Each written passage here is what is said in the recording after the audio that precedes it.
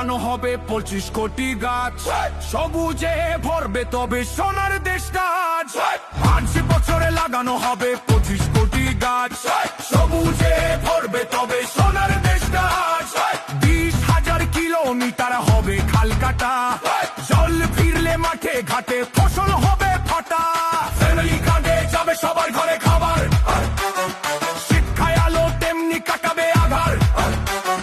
সবার জন্য সময় মতো ডাক্তার সেবা, বাংলাদেশে এমন কিছু তখন করছে কে বা? করবো কাজ গর্ব দেশ, সবার আগে বাংলাদেশ। করবো কাজ গর্ব দেশ, সবার আগে বাংলাদেশ। করবো কাজ গর্ব দেশ, সবার আগে বাংলাদেশ।